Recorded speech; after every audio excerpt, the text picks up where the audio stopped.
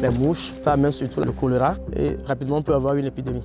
Je suis de la zone, j'ai dit bon c'est pas possible. Les toiles que nous avons, il y a une interprétation. Ce projet est né suite à l'initiative d'un des membres de l'association partenaire. L'objectif en fait c'est que les gens s'approprient le projet de manière à ce qu'il soit pérenne. On les consulte et on leur donne le traitement qui va avec la petite pathologie qu'il y a à traiter. On a affaire à vraiment des professionnels, des gens qui gèrent très bien leur dossier. Créée en 1999 par un petit groupe d'amis, AMAP Humanitaire est une organisation non gouvernementale d'aide au développement. AMAP veut dire Halte aux mines antipersonnelles, parce qu'il y a 20 ans, cette association Loi 1901 a commencé par monter des projets de déminage. Les mines antipersonnelles et les engins explosifs improvisés créent des victimes de façon très injuste, sans discernement de la population. Sans déminage, les mines peuvent agir des années et des années après les conflits.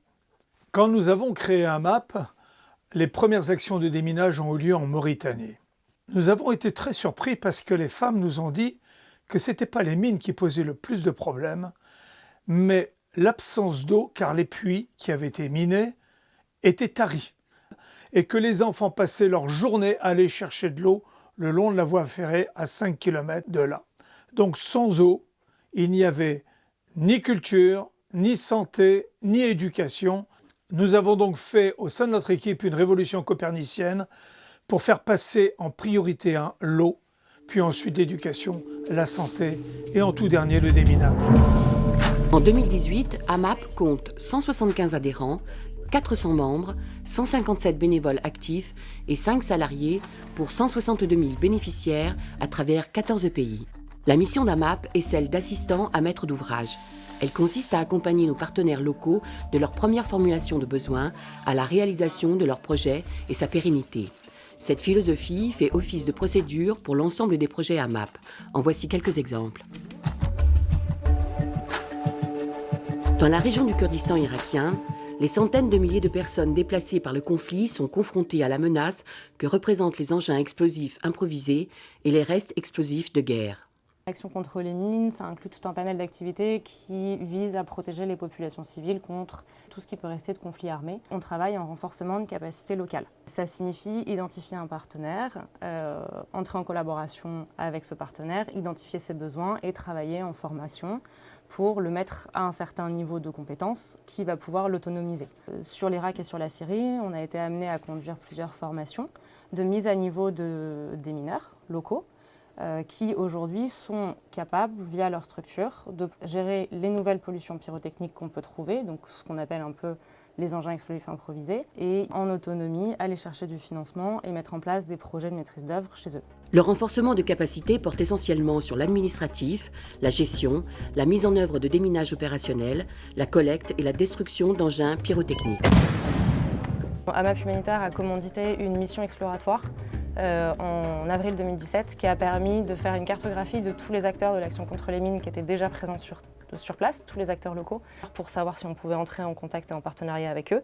Mais ça peut être aussi des acteurs locaux, comme ça s'est fait en Irak en 2015, où sont eux qui sont venus chercher des acteurs internationaux pour demander des formations qualifiantes et validantes pour mettre à niveau des équipes de déminage. On décrit l'action d'évaluation qu'on souhaite mettre en place, on la budgète et on cherche du financement, c'est généralement du partenariat public-privé.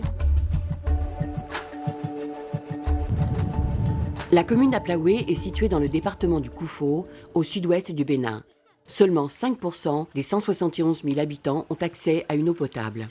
De plus, la majorité des habitants ne bénéficient pas d'ouvrages d'assainissement. Jusque-là, les enfants n'ont que ces plantations-là comme WC. L'une des priorités de l'école, avoir un point s'arrêter pour les enfants et vivement que ceci finisse vite, pour qu'on rentre en possession de ça et initier les enfants à sa gestion. Le projet mené par AMAP dans la commune d'Aplaoué est un projet d'adduction d'eau et d'accès à l'assainissement. Il a été initié par Ramonville, donc c'est une coopération décentralisée entre la mairie de Ramonville et la mairie d'Aplaoué. Pour définir les besoins du projet, nous avons travaillé en étroite collaboration avec les services de l'État et aussi le service eau et assainissement de la mairie. Le rôle d'AMAP Humanitaire est d'établir la convention de partenariat entre les mairies d'Aplaoué et de Ramonville-Saint-Agne, puis d'accompagner la mairie d'Aplaoué dans l'élaboration du cahier des charges, la recherche de financement, la mise en place des appels d'offres et l'attribution des marchés aux entreprises. Des visites régulières permettent ensuite le suivi des travaux jusqu'à la levée des réserves et la restitution finale. En parallèle, nous accompagnons les services de la mairie à l'acquisition de compétences techniques, organisationnelles et juridiques permettant de s'assurer de la durabilité de leurs projets. Nos enfants désormais ont la chance de faire leurs besoins dans un enclos bien protégé. Ça les protège eux-mêmes.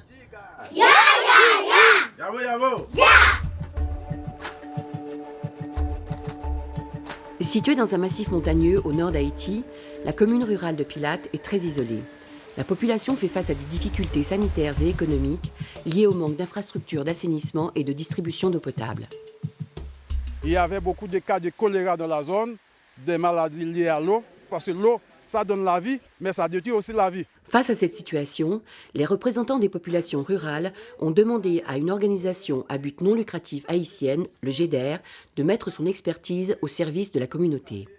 On a rencontré AMAP et c'est GEDER de concert avec AMAP qui a initié le projet de captage d'eau et AMAP a pu nous aider à trouver du financement. Nous avons commencé par mettre en place un comité local de gestion, procéder à des élections, des sessions de sensibilisation des populations à l'hygiène de base et à l'entretien du système, et bien sûr le suivi des travaux sur plusieurs mois.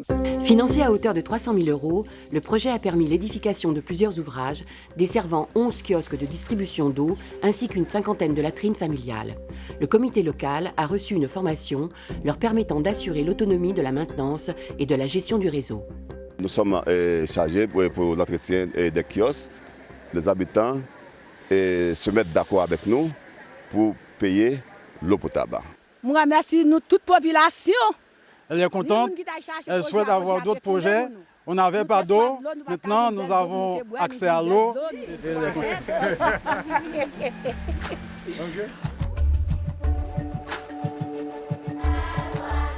Pour faire face à un échec scolaire préoccupant, le ministère de l'Éducation du Burkina Faso a adopté une réforme du système éducatif. Mais le manque de formation des enseignants sur les thématiques pédagogiques retenues engendre des insuffisances dans l'accompagnement des élèves.